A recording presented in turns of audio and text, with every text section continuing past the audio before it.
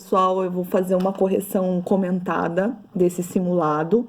Então, eu vou comentar cada uma das questões de português, as questões de 1 a 8, tá? Já quero começar pedindo desculpa se vocês ouvirem barulho de cachorro, de gato, de passarinho.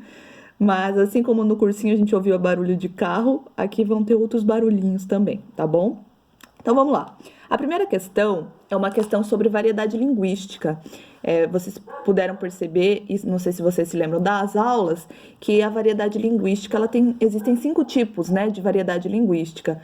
A diferença entre a escrita e a fala, a questão regional, né, a variedade regional, a variedade de tempo histórica, né, a variedade de estilo e a variedade entre formal e informal, tá?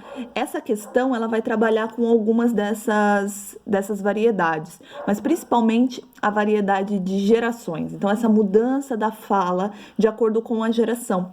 Se vocês prestarem atenção no texto, tem um pedacinho, é um texto engraçado, né? Que o autor fala o seguinte: se você fala de determinada maneira, tome cuidado, né? Fazendo essa brincadeira. Se você já está falando desse jeito, é porque você já está velho, né? Então, a questão correta é a questão B, né? Ele faz essa comparação de gerações. Não há nesse texto nada falando sobre a questão regional, tá? Por isso que nenhuma das alternativas que fala sobre a questão regional aparece. Então, a alternativa correta é a alternativa B, tá bom? Por causa dessa comparação de gerações, certo? A questão 2 também é uma questão sobre variedade linguística, só que não é sobre tipos de variedade, mas sobre os níveis de variedade, tá? Então, é uma tirinha e no final da tira, o bonequinho lá, ele fala o seguinte, né? Veja só, cheio os dentes.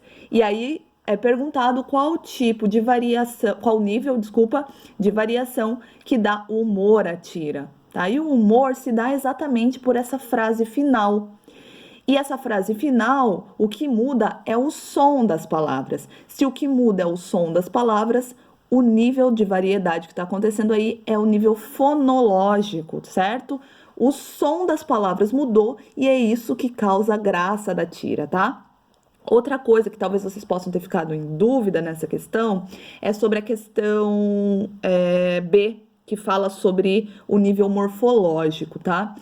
Apesar de lá na escrita ter mudado a palavra para que a gente saiba que o som que está saindo da boca do personagem é diferente, nível morfológico, desculpa, é quando muda a estrutura da palavra, por exemplo, quando muda a palavra farmácia, que era escrita com PH, passa a ser escrita com F, tá? Então não é o caso dessa tira. O caso dessa tira, o que faz ela ser engraçada é o som das palavras, né, que muda porque o personagem ali perdeu os dentes, tá bom?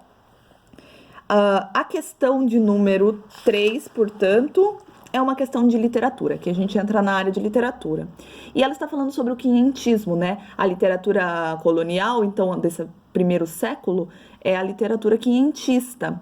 E a alternativa correta é a alternativa C, porque ela vai falar aqui dos documentos, portanto, a literatura de informação, e a literatura jesuítica, que é a literatura de formação, né? Nós estudamos lá na nossa primeira aula de literatura, então, sobre o quinhentismo. Alternativa correta, alternativa C.